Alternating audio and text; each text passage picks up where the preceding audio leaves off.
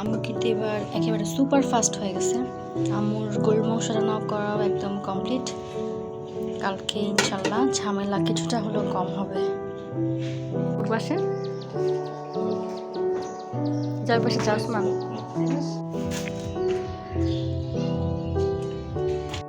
ঈদের ড্রেস পরবো কি সকাল সকাল উঠে আমি একদম মেহেদি নিয়ে সার্জারি করতে বসে গেছি, কেচি এটা নিয়ে। কারণ এখন আর এরকম মোটা টিউব দিয়ে আসলে করা যাবে না, প্রেম দুলহান কাবেরি সবই আছে। যেহেতু সময় নাই ঈদের দিন সকাল, সো আমি এখন আর লং টাইমের প্রেম দুলহান দিব না। আমি এখন গোল্ড বা কি বলে কোন দিব। তার আগে অবশ্যই আমি এটাকে রিকন করে নিব। রিকন করলে আমি যে খুব ভালো পারি তা না, কিন্তু এটা আমি আপুর কাছ থেকে শিখছি। তো এখন দেখা যাক, আমি এখন এই কাবেরি থেকে এটাতে ট্রান্সফার করব। এই যে আমি এখন রিকন করে নিব। আচ্ছা আমু ঠিক আছে।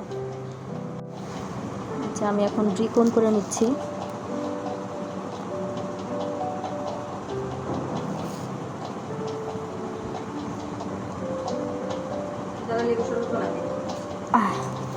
কি আমু? এই যে আমার মেহেদি রিকন করা শেষ, এখন আমি দেওয়া শুরু করব। কিন্তু পারফেক্ট হয়নি, দেখা যাক অল্প টাইমে কালার হওয়া যায়।